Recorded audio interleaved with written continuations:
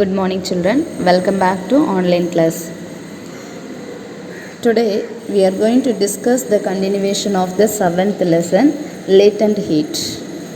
The word latent means hidden. What's the meaning of latent? Hidden. So the latent heat means hidden heat or hidden energy. Hidden heat or hidden energy. So we have to understand the latent heat. Let us see the activity. See the first activity. It takes some crushed ice cubes in a beaker. Let's consider this is a beaker. In this place we have to consider was the ice cubes. The crushed ice cubes we have to consider. Okay. And note down the temperature using the thermometer. So already we know what is the use of thermometer. It is used to measure the temperature. So the ice cubes, it shows the temperature is 0 degrees Celsius. Okay. Now heat the ice in the beaker. So let us consider was this is the stove. The stove is on. Okay. So heat the ice in the beaker. You can observe that the ice is melting to form water. Record the temperature at regular intervals. It will remains at the 0 degrees Celsius until the whole ice is converted to liquid. So when the ice is converted into the liquid, afterwards only it shows some changes in the temperature. Now heat the beaker again and record the temperature. You can notice that the temperature will rise up to 100 degrees Celsius. First is 0 degrees Celsius, then again we have to apply the heat energy. It increases at 10 degrees Celsius or 15 degrees Celsius, 20 degrees Celsius. The regular intervals we have to note out the temperature and it reaches the temperature up to 100 degrees Celsius. And again further we have to heat out the beaker. It will retain the same even after continuous heating until the whole mass of water in the beaker is vaporized. So in the above activity, the temperature is constant at a 0 degrees Celsius until the entire ice is converted into liquid. And again constant, what is the temperature? 100 degrees Celsius. This is the boiling point of water, isn't it? So it reaches the constant value 100 degrees Celsius until all the ice is converted into vapor. What is the reason?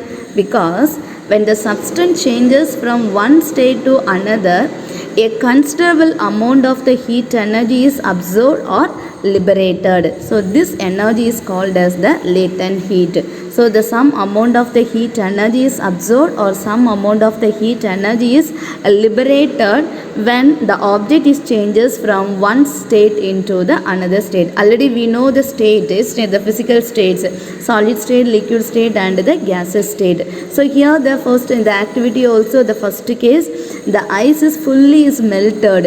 It changes from the solid state to the liquid state. Up to this state the ice cubes maintained in the 0 degrees Celsius.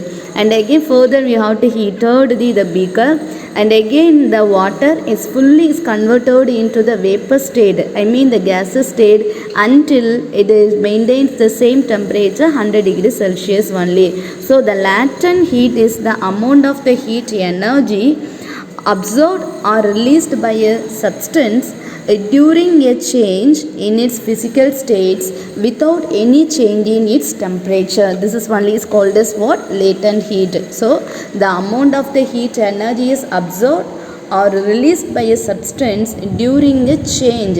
In the first activity, the heat energy is absorbed, isn't it? Absorbed by a substance during a change in its physical states. So here it is changes from, first it changes from solid to liquid. And again we have to heat it changes from liquid to gaseous state without any changes in its temperature. In the solid to the liquid state, it's maintained the temperature is 0 degrees Celsius and liquid to gaseous state, it maintains the temperature is 100 degrees Celsius. So this energy is called as what? Latent heat energy. Or understand children? So what is latent heat? The amount of the heat energy absorbed or released by a substance during a change in its physical status without any change in its temperature. It's an important 2-mark question. What is latent heat or define latent heat? Okay, and see the diagram. Let's see the figure also. Here it is given. First, the object is taken as a solid state, and again we have to apply the heat energy. If the solid is fully converted into the liquid, it maintains the temperature is 0 degrees Celsius. Okay, so this is called as the latent heat fusion also. So what is latent heat fusion? The heat energy is absorbed by the solid during melting. When the heat energy is applied, the solid is melted first, isn't it? The ice cubes are melted. So melting, an equal amount of the heat energy is liberated by the liquid during the freezing. While the state, it's a liquid state to the solid state, here the heat energy can be liberated, isn't it? Afterwards only it comes for the liquid, it comes for the freezing. So the liquid is liberated by the liquid during the freezing without any temperature change. It is called a latent heat of fusion. Latent heat of fusion. So the temperature remains constant. The solid turns to liquid. This is called as the latent heat of fusion. Okay.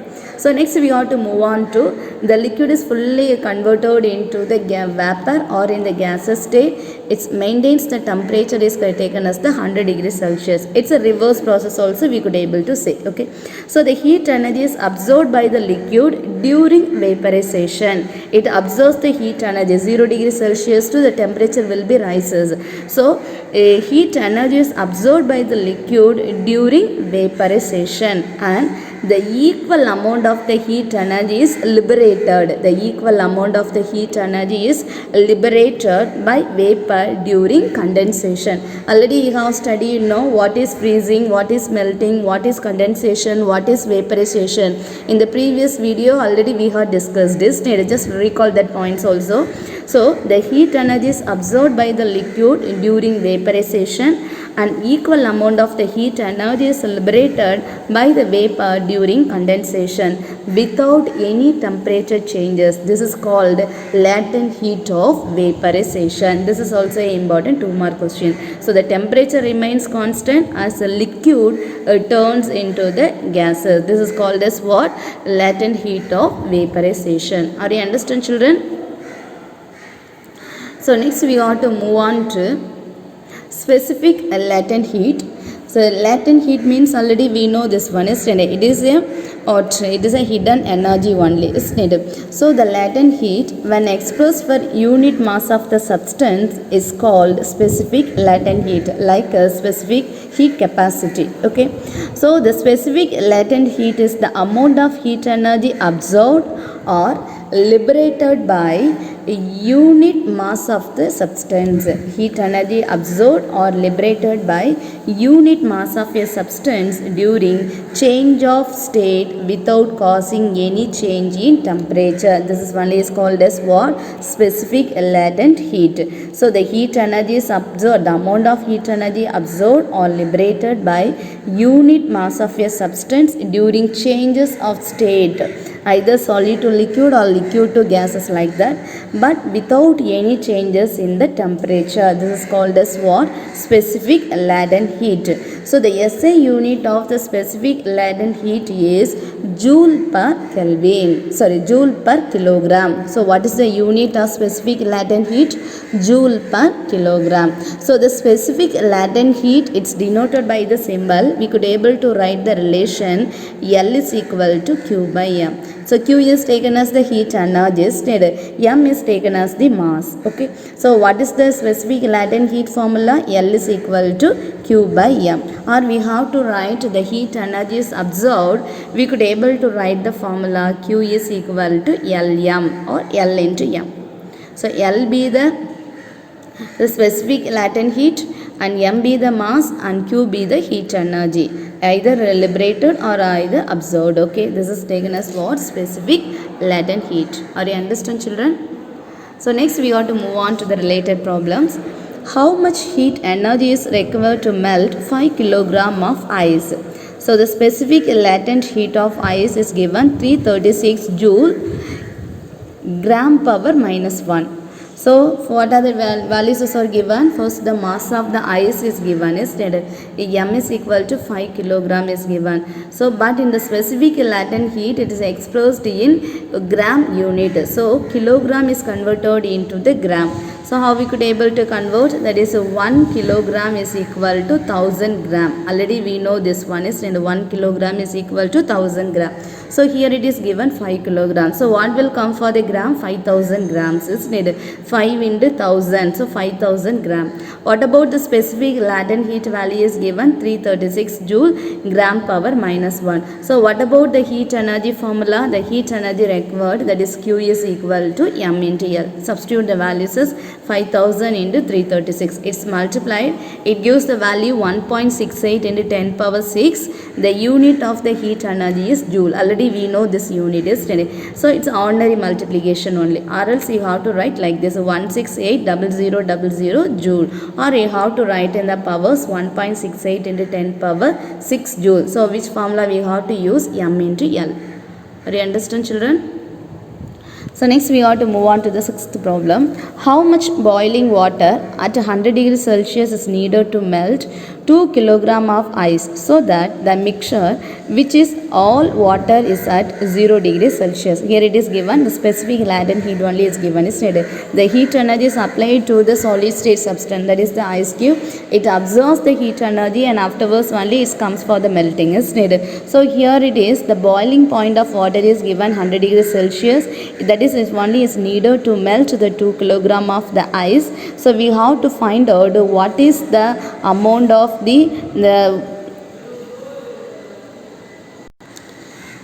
what about the mass of the boiling water is required? We have to calculate this one. Okay.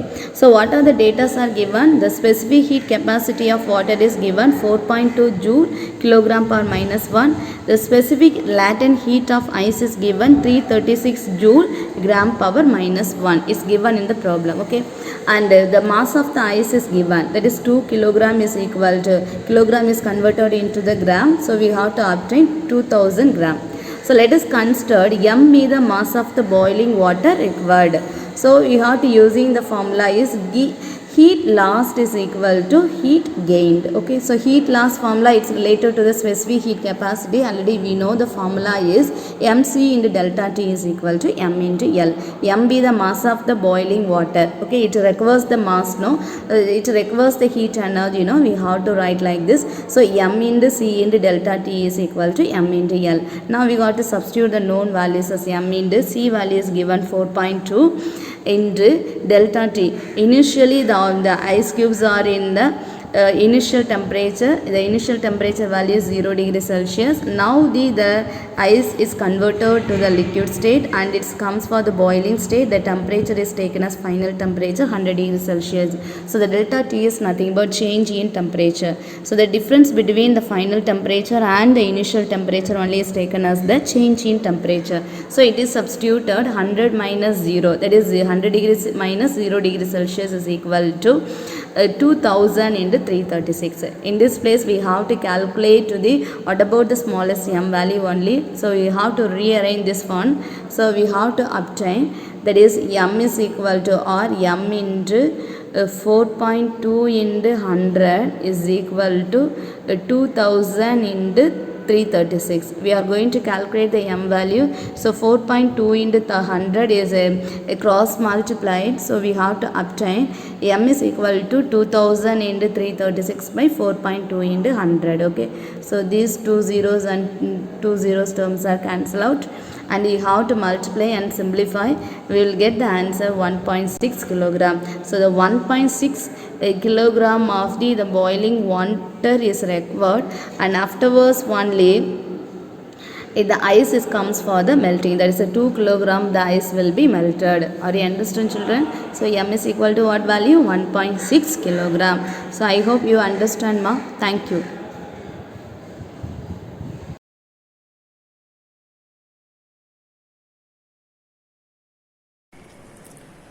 We are going to learn the formation, properties and uses of some familiar inorganic carbon compounds.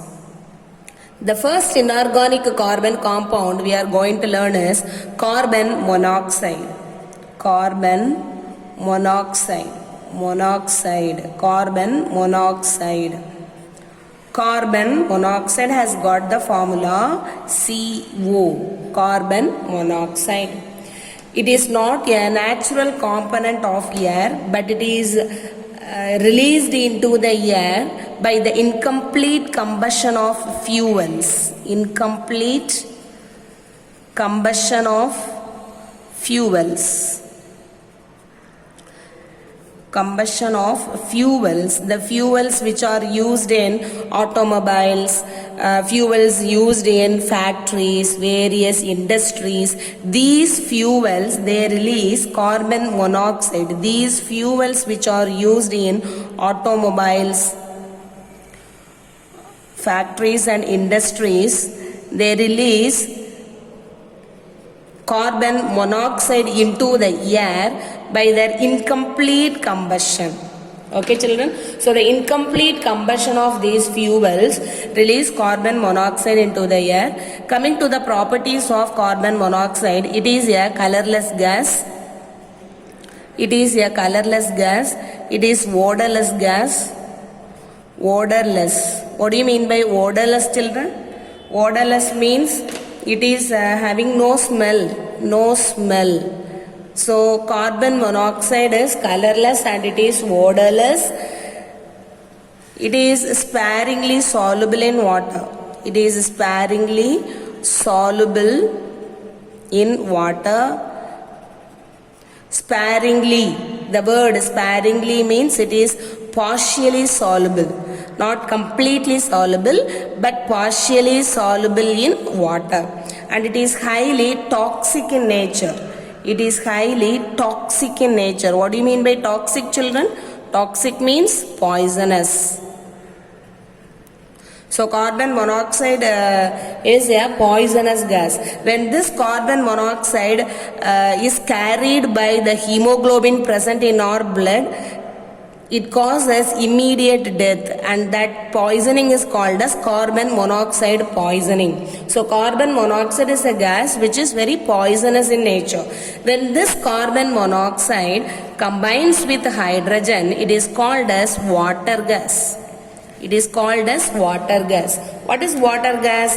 When carbon monoxide combines with hydrogen, it is called as water gas, and this combination is used as a reducing agent in various reactions. Reducing agent. So, carbon monoxide combines with hydrogen gas, and this combination is called as water gas. It is used as a very good reducing agent in various chemical reactions. Okay, children? The next inorganic carbon compound we are going to learn is carbon dioxide. The next compound we are going to learn is carbon dioxide. Carbon dioxide. Di stands for 2. Oxide stands for oxygen. So, the formula for carbon dioxide is CO2. CO2. Carbon dioxide is naturally available in the atmosphere either in the free state or in the combined state. In the combined state, like limestone, which has got the formula CaCO3, limestone, and magnesite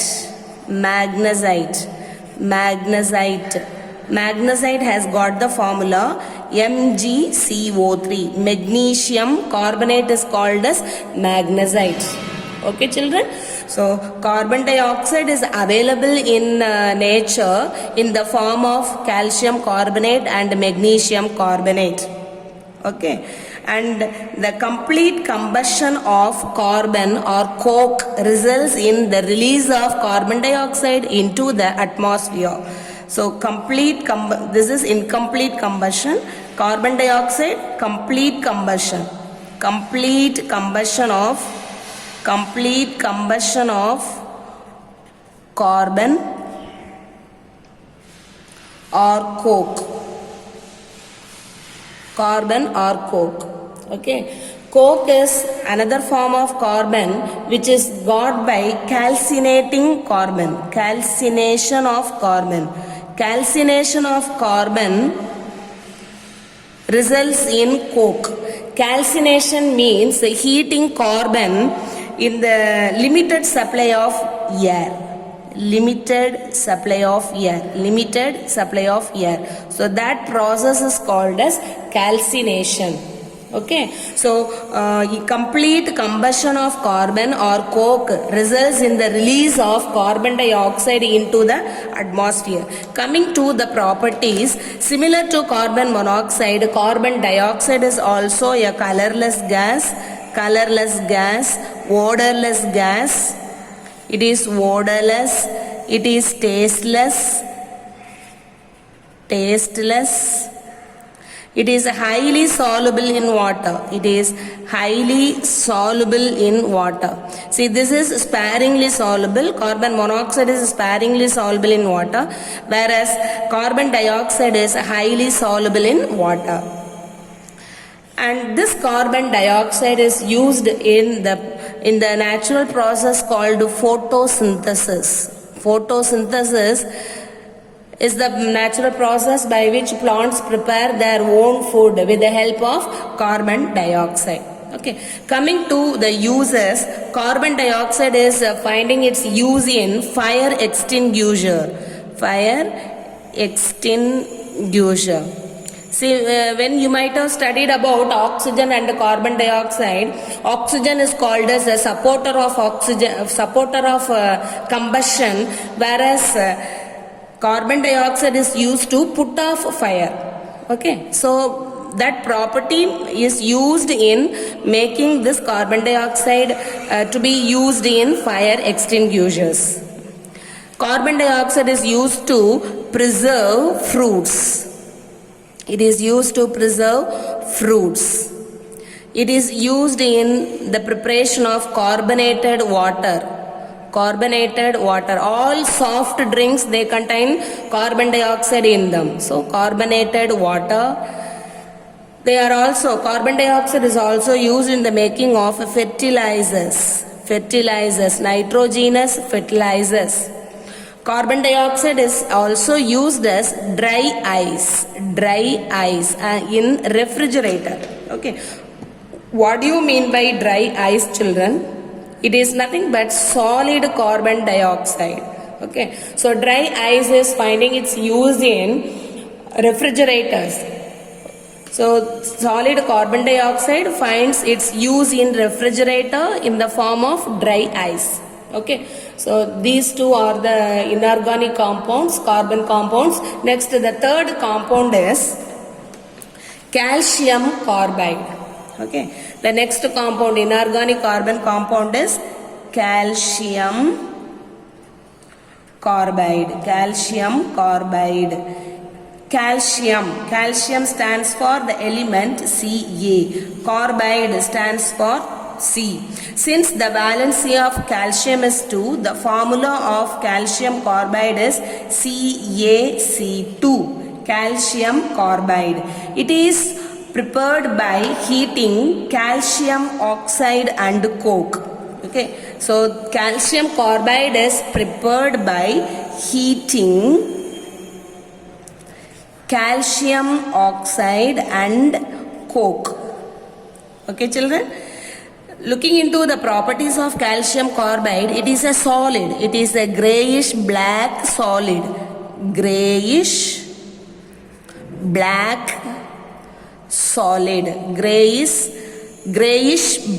solid. Use calcium carbide. Calcium carbide is used in the manufacture of graphite and hydrogen. Manufacturing of graphite. Graphite is one of the allotropes of carbon. Graphite and hydrogen. And it is also used in the preparation of acetylene. Acetylene, which is used in welding. Okay. Acetylene is a gas. Acetylene, it has got the formula CH triple bond CH. Acetylene. Okay, children. It is used in welding, and this acetylene is prepared with the help of calcium carbide. See, the next compound is carbon disulfide. The next compound is carbon disulfide. Carbon disulfide. Sulfide. Okay. So carbon stands for C, di stands for 2, sulfide stands for S. So the formula for carbon disulfide is CS2. See, similar to carbon dioxide, instead of oxygen, sulfur is there. Sulfur is mainly used in insecticides. It is used in insecticides and fungicides manufacturing. Okay. So carbon disulfide is mainly prepared from carbon and sulfur. Carbon and sulfur. Carbon and sulfur. By directly combining carbon and sulfur, carbon disulfide can be prepared. See, looking into its properties, it is a colorless gas. It is a colorless gas. Colorless gas. It is also poisonous. Because of the presence of sulfur in it, it is a poisonous gas. Poisonous gas. It is inflammable in nature. It is inflammable. Flammable. It means it readily catches fire. Inflammable stands for easily catches fire. Easily catches fire. Okay. So all these are some of the properties of carbon disulfide. Coming to its uses, because of the presence of this sulfur, it is used as a solvent for sulfur. Solvent for sulfur. It is used as a solvent for sulfur. It is used in the manufacturing of rayon. Rayon, a polymer. Okay, rayon. It is because of the presence of sulfur in it. See, this sulfur gives its poisonous nature. This poisonous nature is given by the sulfur present in carbon disulfide, and because of this poisonous nature, carbon disulfide is used in the making of fungicides and insecticides.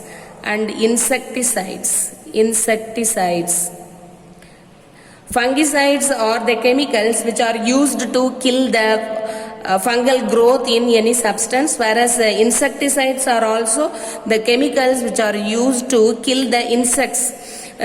Mainly these two, fungicides and insecticides, which are collectively called as pesticides, they are used in getting large yield in agriculture. So in agriculture field, carbon disulfide plays a main role in killing the unwanted microorganisms or the very bad thing causing organisms to the crops.